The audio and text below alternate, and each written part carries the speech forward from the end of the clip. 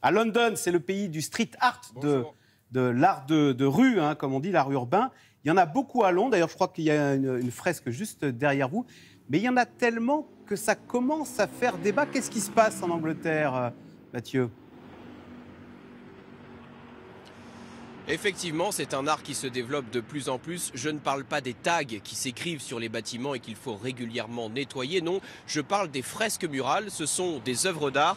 Vous voyez effectivement celle qui est juste derrière moi dans le quartier de Victoria à Londres.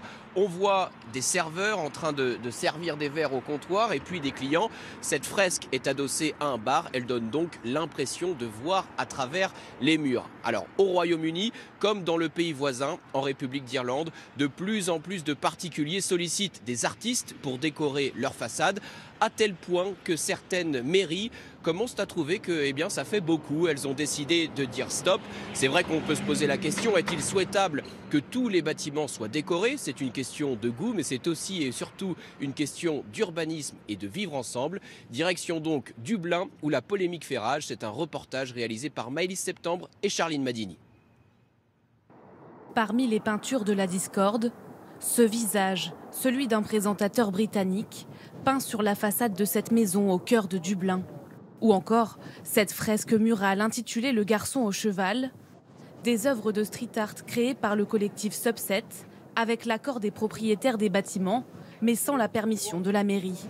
Alors la ville de Dublin a décidé d'engager des poursuites, une chasse aux fresques difficile à accepter pour le cofondateur du collectif, qui souhaite rester anonyme.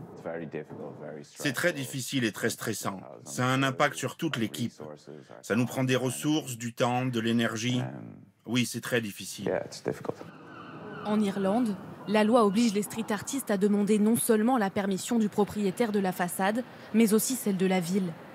Mais qu'elle soit légale ou illégale, pour cet organisateur de visites guidées autour du street art, ces œuvres sont avant tout une manière de faire revivre certaines rues et d'attirer des touristes.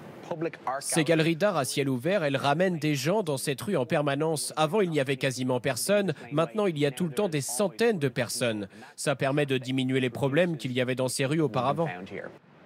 La mairie de Dublin n'a pas souhaité commenter l'affaire, mais dit avoir approuvé 35 œuvres d'art urbain l'an passé, envisagées dans des lieux appropriés. Le collectif, lui, espère que la médiatisation de ce procès pourra mener à terme à un changement de la loi. Dublin a connu ces dernières années une multiplication des fresques, mais c'est surtout dans le pays voisin, au Royaume-Uni, qu'elles sont le plus présentes. À Belfast et Londonderry, en Irlande du Nord, pour raconter la période des troubles, ces années de tensions extrêmes avec l'Angleterre, ou encore à Bristol, et disséminées à travers tout le Royaume-Uni, les œuvres de Banksy. Et Mathieu, quelle est la réglementation exactement concernant ce street art ?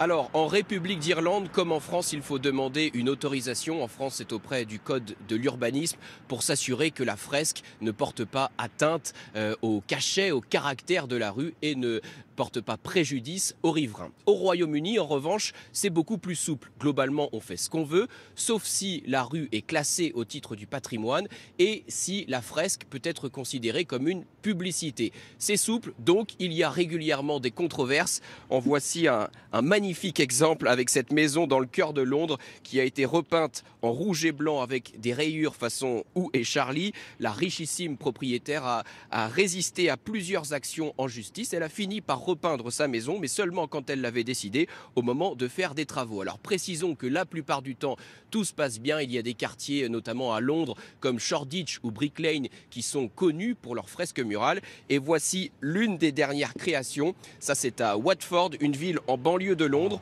Hommage à Elton John. Elton John qui a été le propriétaire du club de Watford et qui mène actuellement sa tournée d'adieu. Merci Mathieu. Voilà, et une pensée pour Elton.